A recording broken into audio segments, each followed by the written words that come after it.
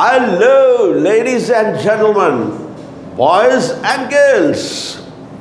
क्या आप जीवन में आगे बढ़ना चाहते हो और सफलता की चोटियां छूना चाहते हो तो ये चैनल आपके लिए, क्योंकि मेरा पैशन, मेरा प्रोफेशन, मेरा मिशन, मेरा विजन आपके इस सफ़र में आपका हम सफ़र बनो। इसीलिए आपको चाहिए कि मेरे वीडियोस को ध्यान से देखिए, ध्यान से सुनिए और अपने जीवन में आप भी और मैं भी इसे अप्लाई करेंगे, so that together we can make this world a better place to live। और शुरू करता हूँ आज का ये वीडियो जिसमें आप सबका स्वागत है। वीडियो शुरू करने से पहले एक बहुत ही अच्छी चीज़ आपके साथ शेयर करना चाहूँगा। मैं चाहता हूँ कि ये चीज़ आपके साथ शेयर की जाए।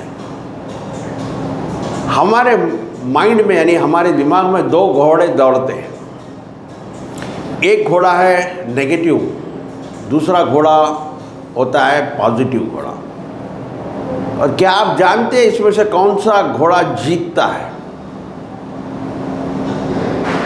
कौन सा घोड़ा जीतता है, नेगेटिव या पॉजिटिव? वही घोड़ा जीतता है जिसे आप ज़्यादा खुराक देते हो।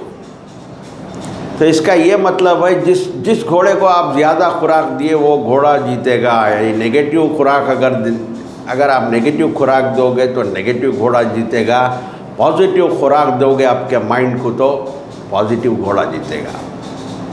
खुराक यानी माइंड डाइट भी कह सकते हैं। माइंड डाइट क्या होता है? जो कोई भी इन्फॉर्मेशन आप देखते हैं, आप सुनते हैं, आप फील करते हैं, वो आपकी माइंड की डाइट होती है। अगर आप सुबह से लेकर शाम तक नेगेटिव न्यूज़ देखते हो जो टीवी में आती है, जो आपके व्हाट्सएप पे आते हैं और उसे महसूस करते, फील करते हो, तो आपका नेगेटिव घोड़ा ही जीतेगा। अगर उसकी जगह अगर पॉजिटिव न्यूज़ रीड करते हो, सुनते हो, फील करते हो तो आपका पॉजिटिव घोड़ा जीतेगा। इसलिए आपको अगर अपने पॉजिटिव घोड़े को जिताना है, हमेशा पॉजिटिव रहना है, पॉजिटिव स्टेट में रहना है, तो आपको नेगेटिव न्यूज़ देखना, सुनना, फील करना बंद करना होगा। अगर एक बार आपका पॉजिटिव घोड़ा जीतना शुरू करे और जीतता रहे तो आप जीवन में बहुत ग्रो होगे, बहुत आगे बढ़ोगे, चमकोगे और सफलता की चोटियां छूने से आपको कोई नहीं रोक सकता। तो इस छोटे से मैसेज के बाद आज का वीडियो शुरू करता हूँ। सेलिंग स्किल सीरीज़ का पार्ट 36। देखते ही देखते हम पार्ट 36 पर पहुँच चुके हैं। इस सीरीज़ को आगे बढ़ाने का, इस सीरीज़ को बनाने का कारण आप जानते हैं कि लोगों को इससे रोटी कमाने के तरीक़े शेयर किए जाए ताकि वो अपने सेल्स को, अपने बिजनेस को ग्रो करें, 10x ग्रो करें। मैं हमेशा हर वीडियो में आपके साथ ये शेयर किया हूँ कि जब आप कोई चीज़ बेचते हो, कोई प्रोडक्ट को सेल करते हो, कोई सर्विस को सेल करते हो, तो आपको अपने कस्टमर को जो वो पैसे दे रहा है, आपको जो मनी दे रहा है आपके प्रोडक्ट के लिए या सर्विस के लिए, उससे ज़्यादा वैल्यू उसे मिलनी चाहिए।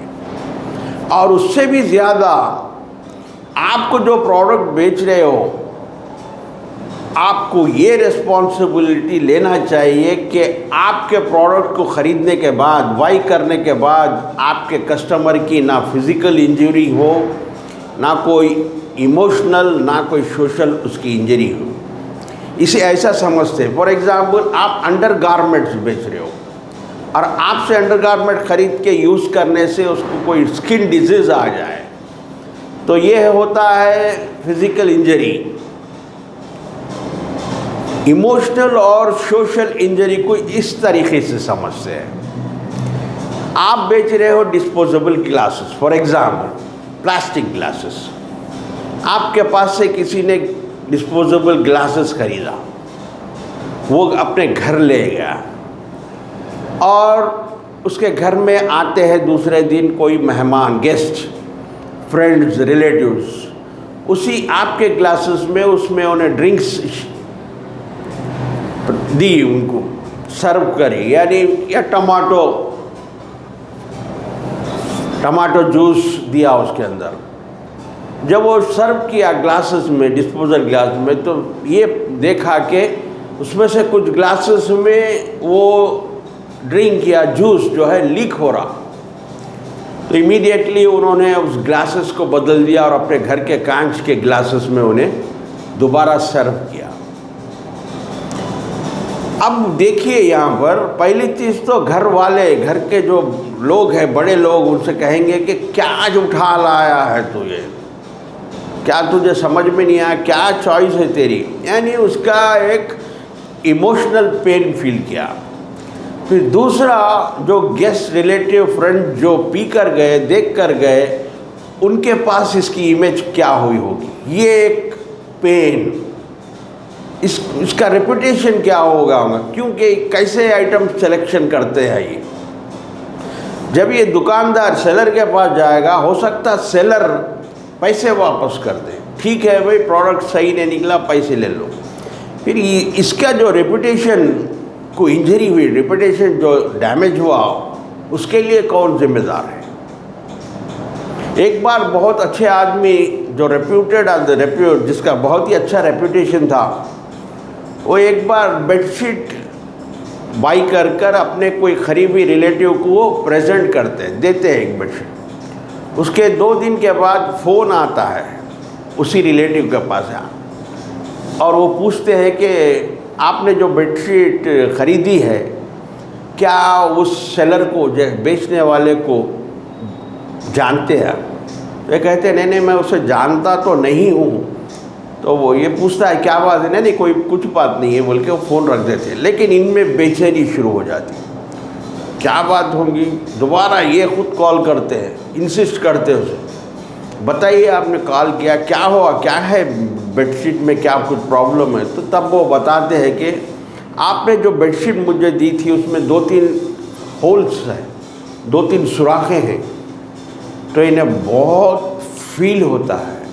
तो यहाँ पर देखिए, आप एक सेलर है, आपकी रेस्पॉन्सिबिलिटी, आपका प्रोडक्ट जो बेच रहे हो शुड बी मर्चेंटेबल क्वालिटी, वो प्रोडक्ट परफेक्ट होना चाहिए सेल के लिए।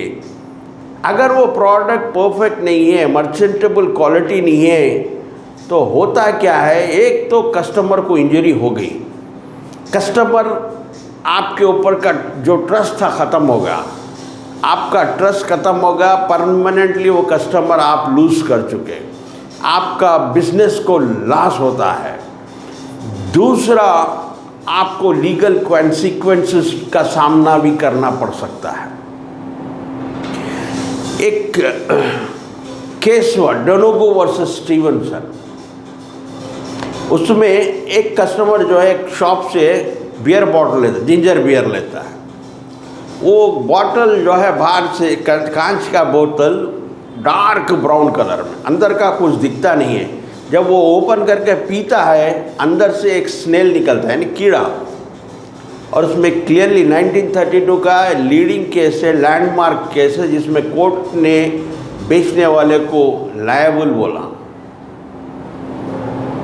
ये तो हुई ऐसी चीज़ जो दिख रही नहीं थी बाहर में, लेकिन जो दिखती है आँख से कस्टमर के, जो कस्टमर देख सकता है, वो चीज़ को देखकर भी वो ख़रीद लेता है। तो पुराना रूल क्या था, केविएट एम्पटर, केविएट एम्पटर यानी let the buyer be aware. उसका मतलब यानी बायर की जिम्मेदारी थी वो देखे, अगर वो देखने के बावजूद वो अगर डिफेक्ट को नहीं देख सका और ले खरीद लिया तो बायर रिस्पॉन्सिबल है, नॉट द सेलर। वो रूल था, लेकिन अब चेंज हो गया है, ज़माना बदल चुका है, कंज्यूमर प्रोटेक्शन एक्ट जैसे कानून आ गए हैं। अब रूल है caveat venditor, let the seller be aware. तो रूल क्या बोलता है, whenever you are selling a product और service, there should not be any defect in goods, defect in your product, or deficiency in your service. If there is any defect in your product or deficiency in your service, you will be held liable. तो होता क्या है, seller को ना सिर्फ पैसे वापस करना पर वो लायबिलिटीज डैमेजेस भी पे करना, क्योंकि there was a loss of reputation, loss of emotional injury हुआ उसको, और सोशल स्टिग्मा लगा, सोशल इंजरी हुआ। तो इसका बोलने का ये मतलब है खाली फिजिकल इंजरी में लायबिलिटी नहीं है, और इमोशनल और सोशल इंजरी में भी seller will be held liable. लेकिन इसलिए ऐसे सेलर्स जो बिल्कुल इसके अंदर बहुत ही केयरफुल होते हैं, फॉर एग्ज़ाम्पल एक सेल्स गुरु जो हमेशा सूट पीसेस, अच्छे अच्छे सूट पीसेस खरीदते हैं, वो एक बार शॉप में जाते हैं। उन्होंने ही ये शेयर किया था कि वो शॉप में जाते हैं और उनके साथ भी एक दो ऐसे इंसिडेंट्स हुए जहाँ पर वो फील करते थे, जो कहते हैं ना ये कहावत, दूध का जला छाछ को भी फूंक फूंक के पीता है। तो इन्हें भी कुछ ऐसे ही इवेंट्स हुए। तो ये थे कि वो शॉपकीपर को पूछते हैं, अरे क्या भाई सूट कैसा है, सूट पीस कैसा है, ऐसी क्वालिटी कैसी है, क्या मैं टेलर शॉप में ले जाऊंगा तो टेलर ये तो नहीं कहेगा अरे क्या उठा के लाए हो साहब, ये ऐसा पानी में डालते खींच देगा। तो सेल्स पर्सन कहता है, देखिए सर, इसे आप ये नोटिस कीजिए, ऑब्ज़र्व कीजिए कि इसे 3 स्टिकर्स लगे हुए हैं, एक रेड, येलो और ब्लू। इसका मतलब ये है इसका क्वालिटी चेक हुआ, 3 स्टेजेस से इसका क्वालिटी कंट्रोल किया गया है, इसके क्वालिटी को मेजर पूरा चेक किया गया है, उसके बाद ही इसे मार्केट में लाया गया। तो इसलिए आपको भी हमेशा as a sales person you should be very careful in this. जब भी आप कोई प्रोडक्ट या सर्विस बेचते हो तो अपने आप को कॉन्फिडेंस होना चाहिए कि आपके प्रोडक्ट या सर्विस में कोई ख़राबी नहीं है। तो आज के लिए बस इतना ही, सीखते रहिए, समझते रहिए, आगे बढ़ते। Keep learning, keep growing until we meet next. Please take care, God bless you and thank you for watching.